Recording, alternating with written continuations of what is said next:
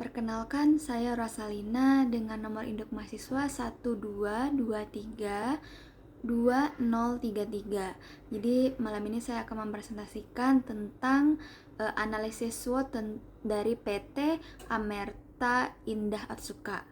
Jadi PT Amerta Indah Otsuka ini itu memiliki sejarah singkat. Jadi PT ini tersebut didirikan sebagai bagian dari Otsuka. Nah, ini Otsuka adalah produk Jepang.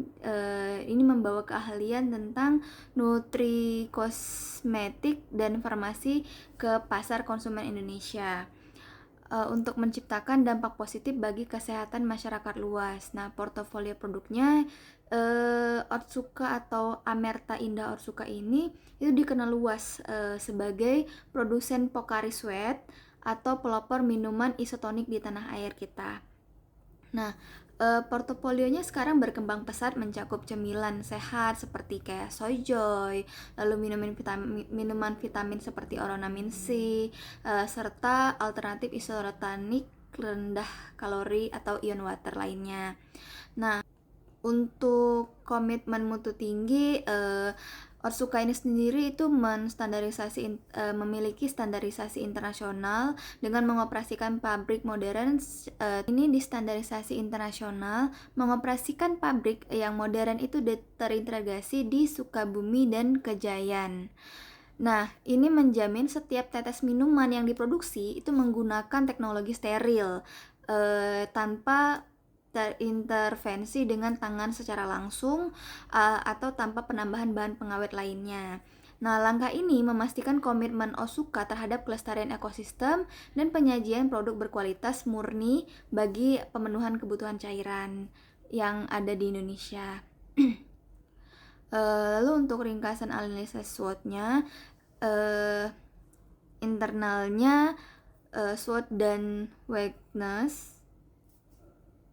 Lalu untuk analisis internal itu Pocari Sweat itu memiliki ekuitas merek Pocari yang legendaris didukung jalur distribusi yang matang, namun di sisi lain menghadapi kelemahan berupa ketergantungan pada produk utamanya yaitu Pocari Sweat.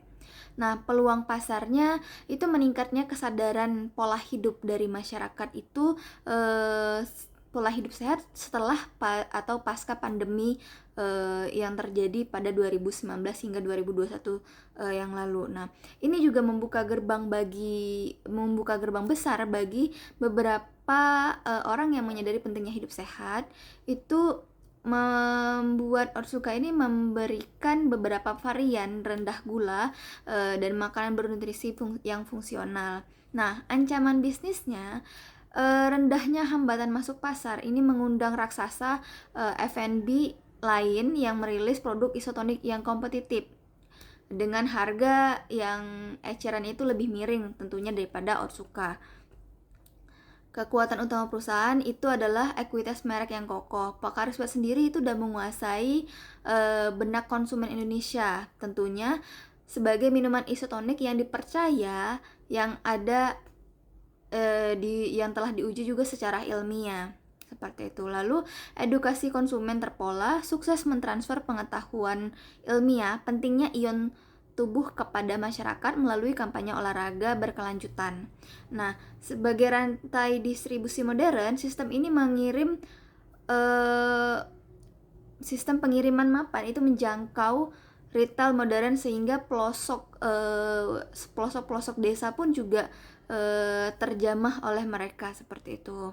Nah, untuk hubungan kemitraan olahraga, Pocari ini sendiri sudah menjadi mitra berbagai bidang olahraga itu secara resmi di berbagai olahraga yang bergengsi nasional maupun internasional demi memperkuat validitas medisnya seperti itu. Nah, untuk kelemahan internal sendiri, Pocari Sweat ini ada tantangan edukasi tradisionalnya. Jadi banyak gerai penjualan eceran tradisional itu masih menyamakan fungsi Pocari Sweat dengan minuman berenergi atau minuman yang berkarbonasi biasa. Nah, hal ini kerap menghamburkan nilai manfaat kesehatan yang sesungguhnya di mata pelanggan awam. Nah, ketergantungan pendapatan, sebagian besar margin keuntungan bersih corporate masih disumbangkan oleh merek Pocari Sweat, sedangkan produk Otsuka sendiri bukan hanya Pocari Sweat, ada Oranamin C dan isotonik lainnya. Nah, upaya ini diversifikasi melalui Soyjoy, Oranamin C, masih dalam tahap pengembangan pangsa pasar yang agresif agar kontribusi laba ini berimbang, seperti itu. Nah, untuk peluang pasar baru, kesadaran gaya hidup sehat ini menjadi tren hidup yang aktif meningkatkan minat masyarakat terhadap pemenuhan nutrisi dan dehidrasi yang bebas dari pengawet kimiawi dan rendah kalori. Ini menjadi kesempatan emas bagi peluncur lini Ion Water untuk mengamankan pasar konsumen peduli asupan gula tanpa mengorbankan kualitas kesegaran dehidrasi harian. Untuk ancaman kompetitifnya, hambatan masuk rendah, peluang formula pembuatan minum isotonik ini relatif sederhana, juga mengandung produsen F&B skala lokal maupun multinasional, meluncurkan tandingan berkemasan serupa namun biaya operasionalnya pasti lebih murah. Lalu untuk evaluasi produk pengganti, gelir pertumbuhan jus buah segar, air kelapa alami, siap minum, serta tren teh herbal RTD atau ready to drink itu menyajikan alternatif substitusi segar yang menarik perhatian konsumen yang mudah berpindah selera. Nah, matriks strategi SWOT-nya, SWOT-nya itu berfokus pada peluang eksternal dan internal. Nah, untuk peluang eksternal ini peluang eksternalnya adalah ekspansi penetrasi segmen rendah gula atau Ion Water dengan memanfaatkan kekuatan nama besar Pocari Sweat yang ada di pasar. Lalu ancaman eksternalnya itu sendiri menjaga keunggulan biaya logistik melalui pabrik regional guna memperedam perang harga terhadap kompetitor yang baru. Lalu untuk kelemahan internalnya, strategi ini tuh meningkatkan kampanye nilai fungsional Soyjoy sebagai cemilan diet sehat yang banyak diminati di kota-kota besar. Lalu untuk ancaman eksternalnya itu adalah melatih pengecer tradisional tentang zonasi penempatan produk agar ini tidak disejajarkan dengan minuman energi. Baik, mungkin seperti itu saja Ibu. Terima kasih.